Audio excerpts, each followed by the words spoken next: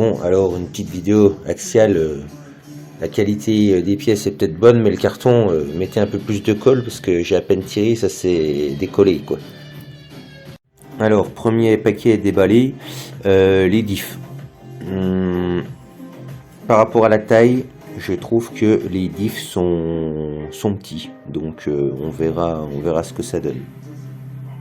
Alors, après avoir commencé à monter le différentiel, donc bon, vous avez 3 différentiels dans ce rock bouncer. Vous avez également le petit récipient avec la graisse. Bon, ça dégueule un peu dans le paquet, c'est un peu dommage. Et par contre, au niveau des vis qui ferment le différentiel, franchement, elles sont très petites. Donc moi perso, je vais regarder si j'ai d'autres vis, parce que à mon avis, il n'y a pas assez de prise ou avec la graisse, ou je sais pas, il risque d'avoir un petit problème à mon avis avec la taille des vis là. J'ai déjà eu des différentiels quand les vis sont trop petites, ils s'ouvrent ou ça merde. Et là, elles me paraissent bien petites, donc je suis un peu déçu là-dessus. Mais bon, on verra bien. Alors, je reviens donc pour mes vis. J'ai regardé, j'ai pas d'autres vis. Donc en fait, moi, ce que je vous conseille de faire, si vous n'avez pas de vis un peu plus longue, vous remplissez votre différentiel, on va dire, aux 3/4. Comme ça, parce que souvent, il y en a qui disent, oui, il faut remplir le différentiel à taquet, mais moi je suis pas fan de remplir le diff à taquet parce que justement en cas d'échauffement ou je sais pas quoi ou de dilatation de l'huile, normalement c'est pas censé se dilater, mais ça va forcer, tandis que si vous remplissez aux 3/4 ou même à 90%, bah, il y a toujours un petit espace.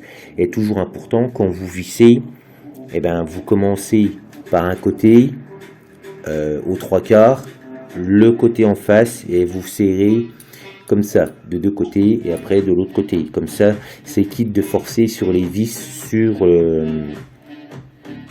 c'est quitte de forcer sur le pas de vis uniquement d'un côté. Donc vous faites tac, tac, tac, tac. Et à la fin, vous revissez tout correctement. Et toujours important, quand vous vissez vos 4 vis, vous vissez pas comme un bœuf. Vous vissez, et dès que vous sentez que ça bloque, eh ben, vous serrez pas plus parce que vous avez du métal et un pas de vis en plastique. Donc si vous serrez comme un dingo, le pas de vis en plastique il dégage. Donc après c'est pour ça aussi que les diffs s'ouvrent quoi. Alors en fait, quand vous montez vos différentiels, vous avez la possibilité ou pas de mettre un spool. Donc un spool c'est quoi? C'est tout simplement un blocage de diff. Donc vous pouvez le mettre n'importe où. Donc moi personnellement je vais le mettre dans le diff central, donc ni à l'avant ni à l'arrière, dans le diff central. Voilà. L'avantage aussi de mettre un spool au central ou n'importe où, vous gardez quelques pièces on va dire de rechange au cas où qu'il y ait un diff qui pète quoi. Bon, ça peut être aussi un avantage. Alors il y a ça en pièces qui est le cache différentiel en fait qui vient se mettre là, qui est en métal, je sais pas quelle pièce c'est, donc c'est bien que ça soit en métal, mais il aurait bien fallu que ça soit un chouïa plus lourd, ça aurait été bien sympa quoi. Alors au niveau graisse, faut savoir que tout ce qui est graisse fourni dans les kits, j'utilise pas. Je prends toujours par exemple ce genre de graisse pour les engrenages. Les diffs, ça dépend, hein, j'ai pas mis ça, j'ai des huiles spéciales diff vachement épaisses, mais pour la graisse de différentiel ou engrenage, j'utilise toujours celle-là. Parce que bon voilà, résiste à l'eau, température, anti-cisaillement, donc c'est ce qu'on demande à une graisse pour ce type d'usage, donc voilà. Également pour le frein filet, donc ils vous fournissent un frein filet.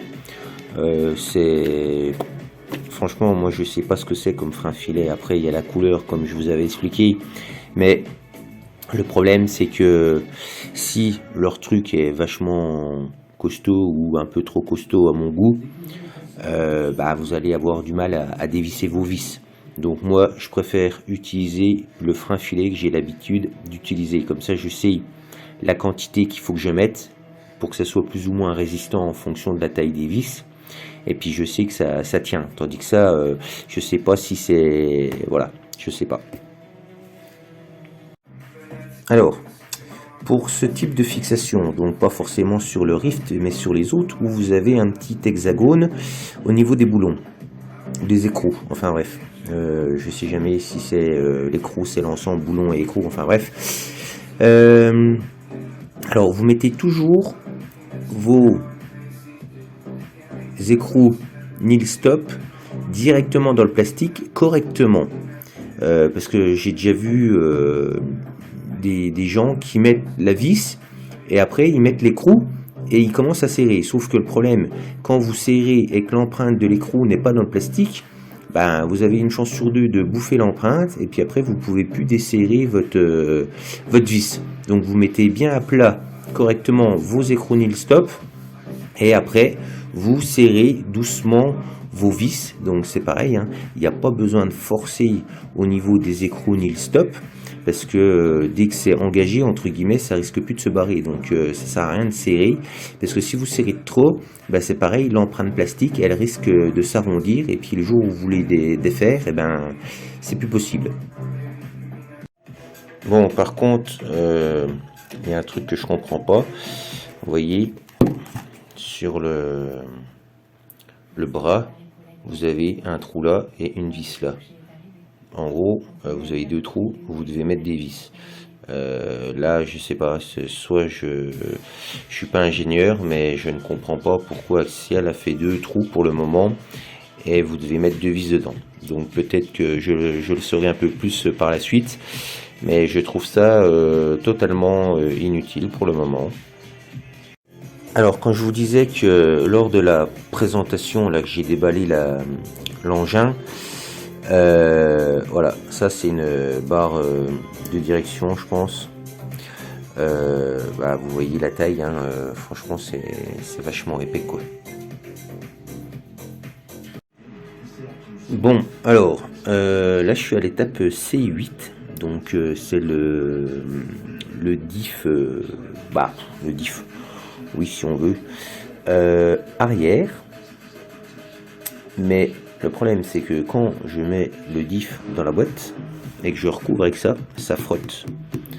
Alors c'est hyper bizarre parce que les deux sont les mêmes et puis bah, les roulements vous pouvez pas vous planter parce que c'est les roulements qui sont livrés dans le bon sachet.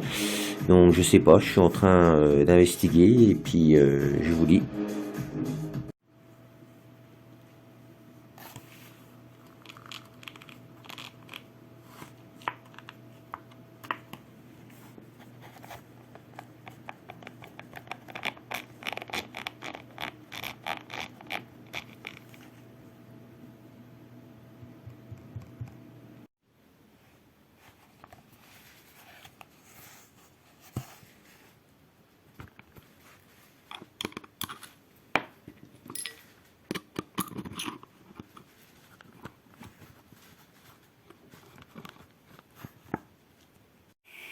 Franchement, là, ça commence à devenir critique axiale, quoi. Donc déjà, mon différentiel arrière, franchement, il y a un problème. Là, je suis en train de monter les tirants. Donc, normalement, vous devez avoir 4 chapes inclinées, plus bah, le reste en plat. Donc là, j'ai mes 3 alignés, mes 3 inclinés. Tout le reste, ce sont des plats, hein, forcément. Je dois monter encore la tige là avec une inclinée, sauf que bah je l'ai pas. Voilà, super. Parce que ce qui me reste, c'est que des plats. Donc franchement, là c'est encore pire qu'Obitech. Hein. Ah là là, Axial, moi qui pensais que c'était des vrais pros les mecs là, parce que voilà, ils faisaient de la bonne cam. Sachet C13, donc voilà, hein, avec les renforts. On regarde la notice. Ah, c'est 13. Ah bah c'est C14. Ah bah c'est dommage. Un truc aussi qui est bien pénible, c'est ces petites boules là.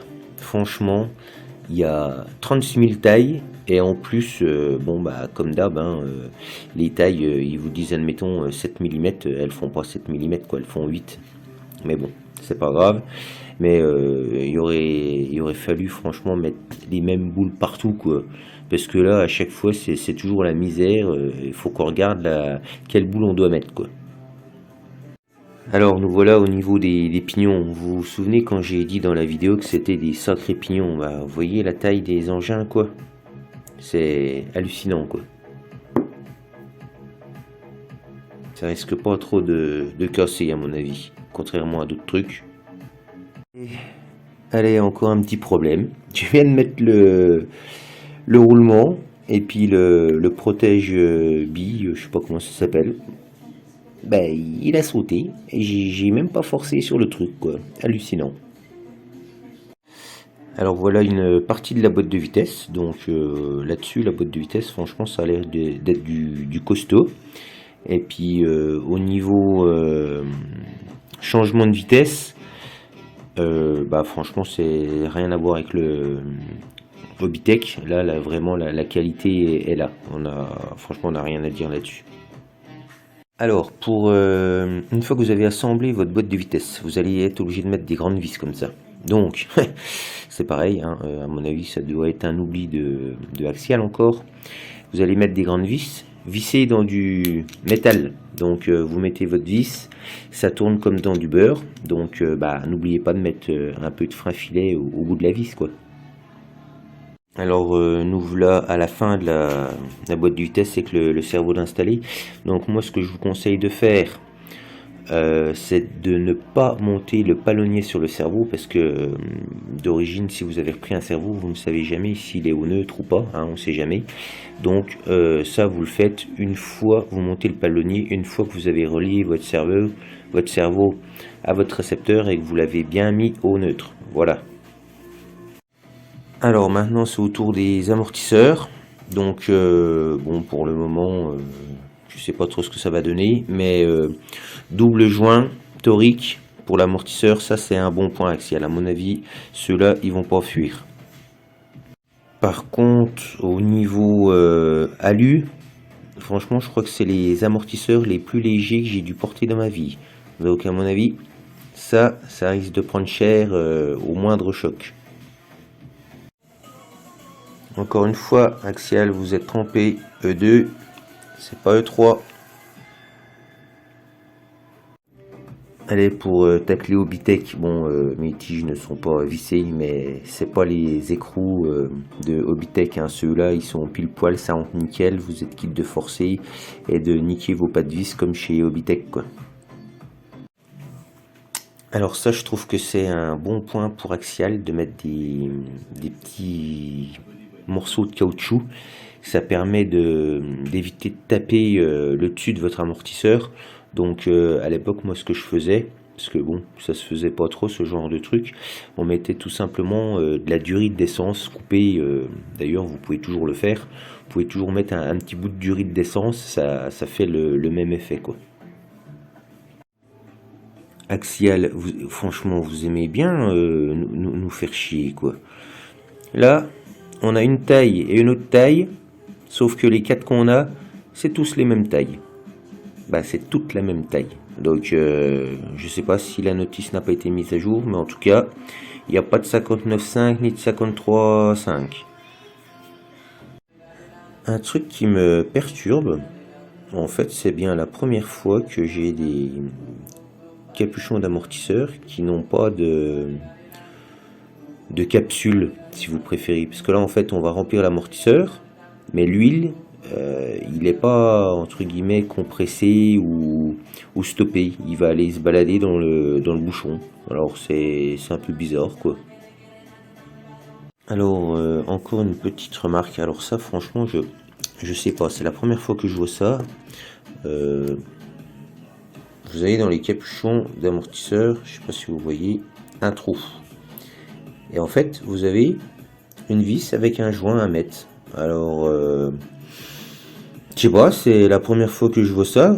Peut-être que ça sert à quelque chose ou pas. Si vous savez à quoi ça sert, vous me le dites. Mais je sais pas, ça me paraît ultra bizarre, hein. Ils aiment bien se compliquer la vie, je pense. Alors une petite question que je me pose, ce qu'ils mettent à l'intérieur de la petite boîte, c'est quoi? C'est de la drogue, les conducteurs? Alors voilà de quoi je vous parlais dans la première vidéo de déballage. Donc vous voyez, c'est tout ce qui est cockpit, il faudra le peindre. Pareil pour les casques. Bon, pareil, vous avez également la planche d'autocollant. Donc en fait, c'est dans le gros sachet avec la planche d'autocollant cachée, hein, le F3. Donc le cherchez pas, il n'est pas indiqué. Alors, voilà ce que donne l'arsocage une fois monté. Donc pour information, il vous donne des pièces comme ça là. C'est marqué optionnel et ça se met là. Donc en fait, c'est au début, c'est bien ce qui me semblait que c'était l'emplacement de la batterie. Donc en fait, vous pouvez les mettre comme ça. Donc vous en avez deux. Ah, je sais plus si c'est les bons trous, mais en gros c'est ça. Donc je sais pas, moi les batteries elles font toute la bonne taille, donc je sais pas pourquoi il y a ce système. À mon avis, je pense que c'est pour les batteries un peu plus larges qui rentreraient pas dans le bac, mais bon, normalement quand vous prenez des batteries standards, ça rentre facile quoi. Bon bah voilà, l'arsocage est fini. Bon alors, pour le différentiel arrière, bon j'ai continué quand même à le monter. Quand il est installé, on va dire que il est un chouïa plus libre, mais vraiment un chouïa parce que ça gratte encore pas mal. Donc j'ai ouvert une demande de support à Axial, donc on verra ce qu'ils disent, parce que franchement, entre celui de l'avant, bah, que vous tournez voilà facilement, hein, il n'y a aucun problème, et celui de l'arrière, vous entendez le bruit quoi. Ah là j'ai du mal quoi. Ah j'arrive plus. Donc voilà, c'est un peu délicat quoi. Alors, bon bah ça commence à prendre forme. Par contre, bon bah comme je vous ai dit, hein, il me manque une chape. Donc je peux pas mettre le tirant là. Mais sinon le reste, hormis la chape qui manque et puis le différentiel arrière qui merle, le reste, bon c'est franchement c'est pas mal quand même. Alors c'est pareil pour le capot des engrenages au niveau du moteur. Vous avez 3 vis à mettre. Donc c'est pareil, faut mettre du frein filet, hein. C'est pas indiqué sur la notice, mais vu que vous tapez dans du métal ou de l'alu, enfin bref, je sais pas trop ce que c'est comme matière, bah faut mettre du frein filet. Alors pour le sauve-cerveau de direction, bah faut commencer par la pièce là. Donc vous mettez déjà celle qui a les petites pattes, comme ça vous écartez les pattes avec une petite pince autour du plastique là, de l'ergot. Vous mettez le deuxième petit anneau, le troisième, et après bah, vous mettez celui-là. Alors pour le cerveau de la boîte à vitesse, alors ce qui est un peu dommage, c'est que il faut un cerveau avec une pièce comme ça. Sauf que bah moi j'ai pas de cerveau avec ça, donc je vais essayer d'adapter la chose comme ça quoi.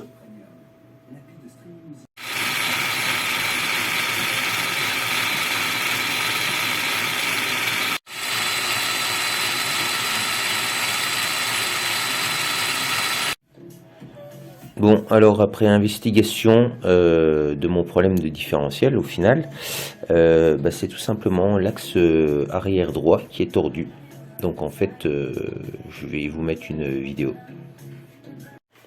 Bon, bah maintenant que tout a été monté, je redémonte, hein, au niveau de la boîte de vitesse. Il y a franchement déjà une merde. Donc les boîtes de vitesse, il va falloir que les fournisseurs fassent des trucs un peu plus fiables, hein, parce que là, ça va pas du tout, ça accroche, mais un truc de ouf, quoi. Bon, alors, en fait, la boîte de vitesse, elle est pas trop mal, mais il y a un problème, c'est cette tige. Vous avez une tige que vous rajoutez dans la boîte de vitesse qui se prend sur la petite gâche. Franchement, quand vous mettez la tige, la vitesse, vous n'arrivez pas à les passer. Ça, c'est dur. Donc quand vous mettez des servos, ça force. Et le problème, c'est que j'en ai mis un, et le problème, c'est qu'il a cramé. Donc c'est pas bon. Et puis vous avez beau mettre n'importe quel servot, le problème c'est que c'est des mini, donc ça n'a pas assez de force pour pousser correctement la gâche à cause de cette tige qui vous bloque en fait. Donc là je l'ai enlevé, et puis là vous voyez c'est un servot numérique qui fait franchement pas de bruit quoi. Parce que voilà, ça fonctionne. Et puis comme vous pouvez voir, je me suis fait une petite pièce, parce que par défaut, vous devez avoir le Spectrum, je sais plus combien là, qui est fourni avec le RTR, donc vous pouvez l'acheter à part, mais en gros ils ont décidé que vous metteriez que ce servot là. Donc moi j'avais pas envie d'acheter le servot, et je pensais qu'à la base on pouvait mettre n'importe quel servot. Donc je me suis fait une petite pièce tout simplement imprimée, voilà, qui s'imprime sur un rond comme ça, un palonnier rond. J'ai mis 2 vis, et puis j'ai fait le même système qu'eux, voilà, pour simplifier la vie. Donc voilà, la petite astuce du tof. Un truc encore qui est bizarre, c'est que, putain, mais je sais pas, les ingénieurs, je sais pas ce qu'ils font des fois. On a le câble du servot de direction qui au final doit se trimballer jusque là-bas. Ils pouvaient pas faire une entrée ici quoi, en direct. C'est, je sais pas. Alors comme ça, si on le fait passer à l'extérieur, on a 10 fois plus de chances de le frotter ou je sais pas quoi. Tandis que là, c'était directement rentré quoi. Bon voilà, hein, le Rift est monté. Donc comme vous pouvez voir, j'ai pas mis mes roues arrière parce que j'ai mon axe qui est tordu. Donc l'axe là, je l'attends. Donc RC Team doit me le renvoyer. Et puis donc ils m'ont renvoyé également au tout début la chape qui permettait de fixer le tirant, ils me l'ont envoyé au début, et puis après, vu que j'ai cherché un peu pourquoi le différentiel craquait ou frottait, je me suis aperçu que c'était l'axe, donc ils m'envoient l'axe la semaine prochaine, mais quand vous verrez la vidéo, je pense que ça sera la même semaine. Donc voilà, il me reste à peindre tout ce qui est l'exant, donc il y a quelques, bon ça se met voilà comme ça, hop comme ça. Donc ça à peindre, il y en a sur les côtés aussi, et puis il y a encore les petits gugus à installer. Donc je vais voir, parce que ça fait chier, il faut redémonter tout l'arceaucage, donc je verrai bien. Donc voilà les étapes du Rift après l'avoir monté. Donc qu'est-ce que je pourrais dire par rapport à Hobbytech, hein, sans trop les citer. On va dire que je suis un peu déçu quand même d'Axial, parce que au final je m'attendais à ce que tout aille nickel. Je m'attendais pas à ce qu'il manque des pièces ni avoir un axe tordu, parce qu'en plus j'ai regardé le prix des axes arrière, ça vaut 50 balles ou 60 balles, donc ça pique quand même. Et puis je peux pas la faire rouler en attendant. Bon, sinon, niveau qualité, c'est sûr que voilà, ça n'a rien à voir, quoi. Comme je vous disais, on peut pas comparer trop une voiture à plus de 300 €, même voire 4. Donc la qualité est là, mais c'est dommage qu'ils se trompent dans certains trucs dans la notice, et puis voilà, il manque des pièces, ou il y a des pièces qui sont tordues, c'est un peu dommage. Mais j'espère qu'en tout cas ça va rouler nickel, parce que franchement j'aime bien la gueule. Donc voilà, c'était mon petit retour sur la construction du kit de Axial Rift. Et puis moi je vous retrouve pour une prochaine vidéo. Et en attendant, amusez-vous bien avec vos RC. Ciao!